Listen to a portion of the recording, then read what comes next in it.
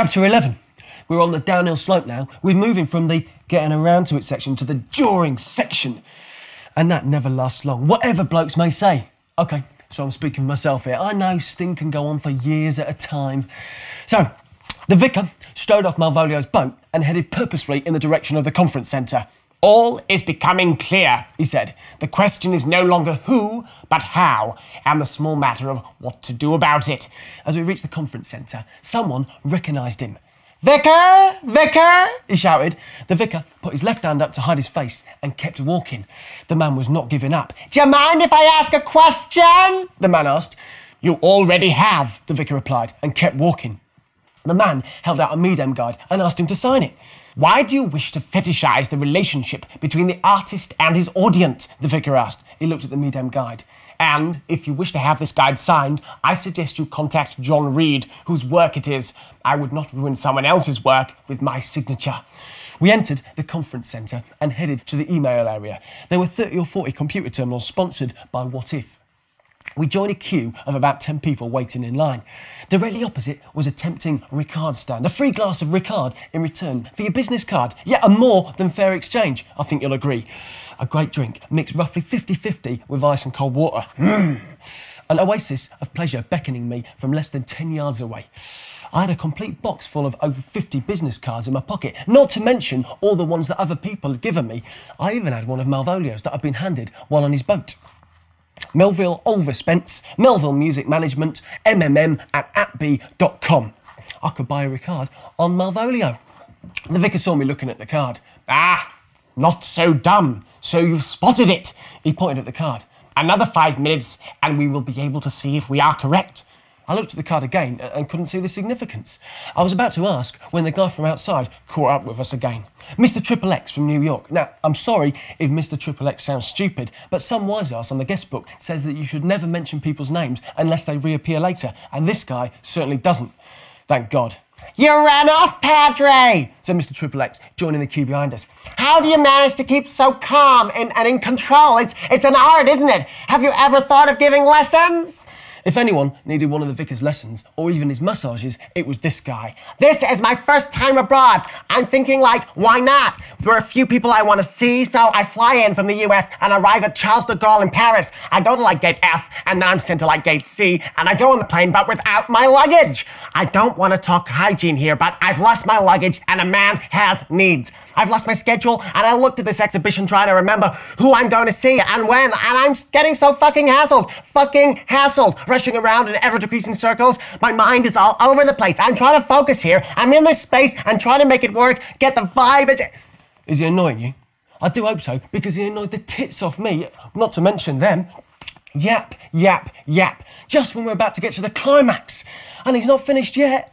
"Do you meditate? We all get to a time in our life when we think, this is not working, so we need to, improve our inner selves. But it's, difficult in this country. I mean, what are you meant to eat? All you get is bread. Bread with fucking everything. I'm off to Planet Hollywood for some decent American food."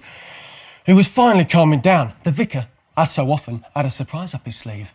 "Mr. Goldman. Mr. Fred Goldman, I believe."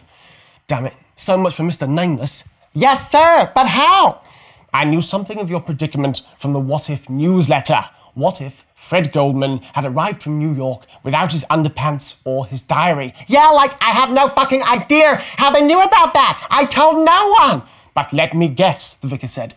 "You did email a friend." "Yeah, asking them to send some stuff." "And you sent the email from here?" "Yeah. How did you know?"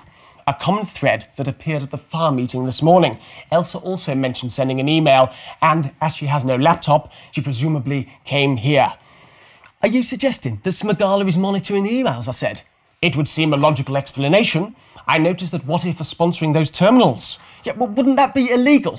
"Sponsoring the terminals? Unfortunately not, although the world might be a better place without the incessant brainwashing that is thinly disguised as corporate sponsorship." "No, reading private emails." "I have no idea. There is probably a disclaimer somewhere here. If you use someone's computer to send an email, you may have to accept that they might be able to read it." We were now at the front of the queue and a terminal became available. "But all of this is for later," the vicar said. "First, I want to find out who stole the copy of my business plan. He sat down and went back to Berenstein's online diary.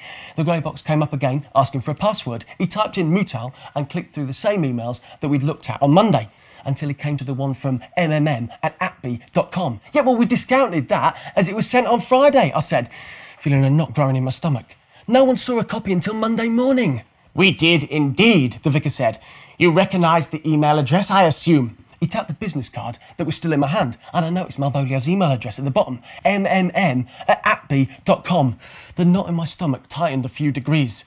And I wonder what I will find if I open the attachment, which we so unwisely ignored last time, the vicar said. I could feel 2 large wet patches growing underneath my armpits. He double-clicked on the attachment. I knew what it would be before I saw it. An exact replica of the vicar's business plan, with a few names changed. The knot in the pit of my stomach now took on the proportions of a large snake taking a painful stroll through my internal organs, and my mouth was so dry I couldn't swallow. Interesting, the vicar said. So, on Friday, Malvolio had a copy of a document that no one else had seen. It was known only to me. He looked up from the screen. And to you. I could feel myself beginning to shake.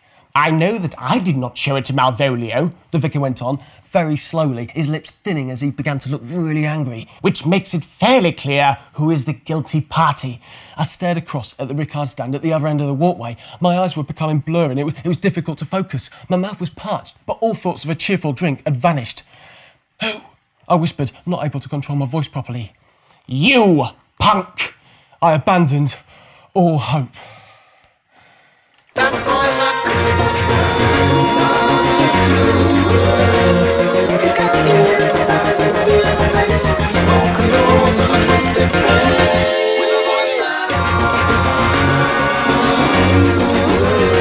GC was right that she would be cavorting around in a state of undress, enveloped in a large reptile. Exactly the sort of show that Smigala and his comb-over should enjoy. We simply have to arrange for him to get there, hide him in a bush, and wait for him to do something indiscreet, preferably involving ejaculation of body fluids, and for you to film it. This will ruin me. I will never be able to look at my friends again. I will do anything. You must help me. I have money. How much can I pay you for the footage?